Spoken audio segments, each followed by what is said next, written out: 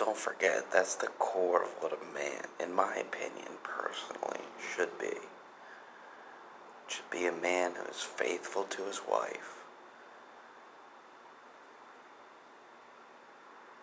I don't want to say this gross, but the best sex is with the one who you've lived the longest with, who you've lived for, who you've always gotten, who's always gotten you.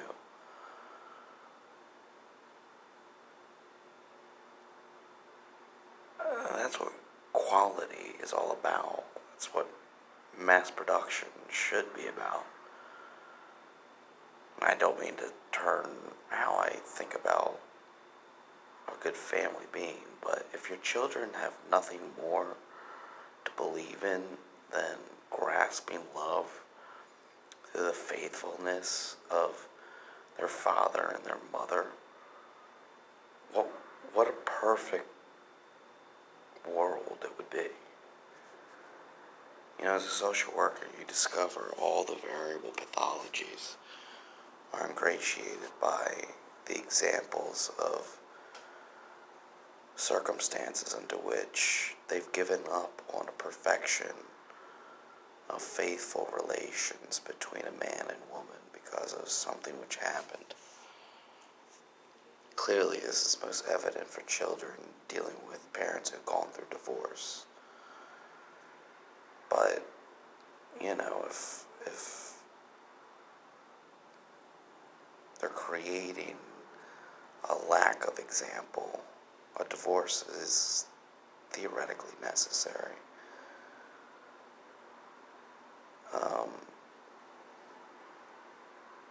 But children have to learn love, not through a Bible, not through anything more than the variables under which their parents prove it to them. It's only through your parental units can a child truly gauge the circumstances and the realities. At one point, theology had to sort of ingratiate the perfect parent because far too little of us could be those perfect parents.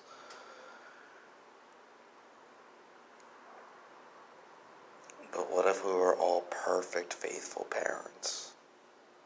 What if we all had the best sex ever, all the time?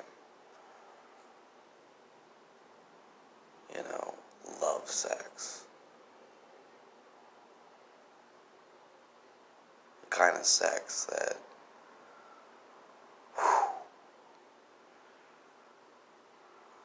is always based in the faithful interest.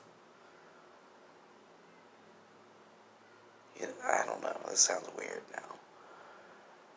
This is why I'm a weirdo, because I take it too far.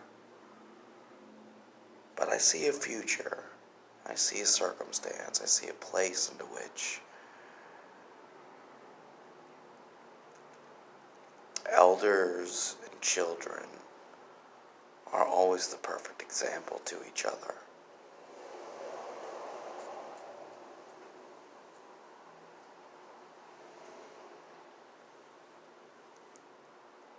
And in a world where AI and robot systems have taken away the jobs of the mass majority, in a world where we don't overpopulate because we keep our families, you know, we only reproduce how much we are. I'm not sure if that scientifically works. You know, if one person only ever reproduces one person by a man and a woman only having 2 children, will the population ever grow, no matter how few deaths there are? I don't know. That's for a calculus specialist. But it's a place to get started. And frankly, all the most sane parents have 2 or less children. And in a world where we don't have to think about repopulation because of wars. That makes a lot of sense. So, you know, survival of the adequately faithful love presents. Survival of the adequately capable, intelligent seekers of Renaissance-like endeavors, enrichments of life, out of wallets, to become in a place into which we don't judge each other for the luxuries we can create around each other, the popularity we can enrich the networking between our circles might be. But people who are never-endingly confident in themselves, however the social systems might evolve, to relevate on the things that are most constructive to our next of kin,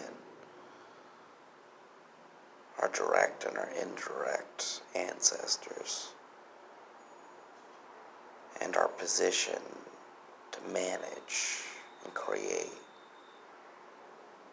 without a necessitation of grandeur and ambition through profit, eroding the necessities of jealousy to motivate, greed to motivate. These are never going to become perfect. You can never create a final solution to erode such human developments into which we can't take away. But the final solution, in my opinion, is why not try to get closer?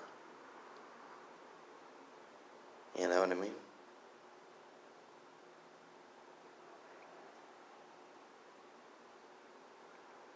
We don't have to be perfect as individuals, but we can be perfect or get closer to perfection when it comes to our interwoven interconnection.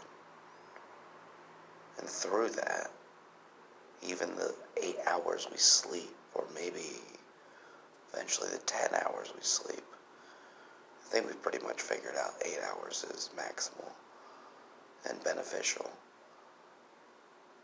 Your dream worlds will be most magnificent. All dreams will be mostly good. And the humiliations they endeavor us to seek, how not to humiliate ourselves in our woken life, will not even become that bad.